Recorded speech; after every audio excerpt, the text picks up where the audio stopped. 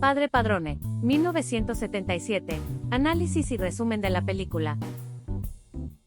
Padre Padrone, dirigida por los hermanos Taviani, es una película italiana de 1977 que narra la dura historia de vida de un joven pastor, Gavino Letta, en la región de Cerdeña. Basada en la autobiografía del propio Letta, la película retrata su infancia y juventud marcada por la dominación tiránica de su padre, quien lo obliga a abandonar la escuela para trabajar como pastor desde temprana edad. El filme se estructura en dos líneas temporales: la niñez y adolescencia de Gavino, interpretado por Fabrizio Forte y Saverio Marconi respectivamente, y su posterior lucha por la educación formal, encarnada por Homero Antonutti como Gavino adulto.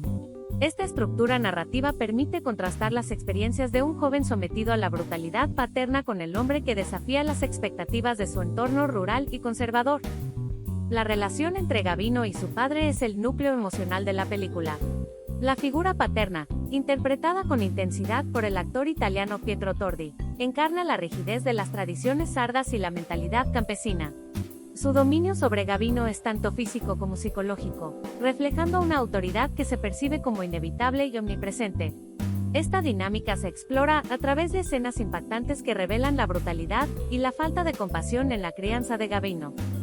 El aspecto más destacado de Padre Padrone es su capacidad para capturar la dualidad de la vida rural sarda. La belleza cruda de los paisajes contrasta con la dureza de la vida cotidiana. La cinematografía de Mario Mazzini y la dirección artística de Giuseppe Lanzi contribuyen a esta representación visual, utilizando planos largos y en ocasiones desoladores que subrayan la soledad y la alienación de Gavino. La película también aborda temas universales como la búsqueda de identidad y la lucha por la autonomía personal. Gavino se enfrenta no solo a la opresión de su padre, sino también a las limitaciones impuestas por su entorno rural y las expectativas sociales.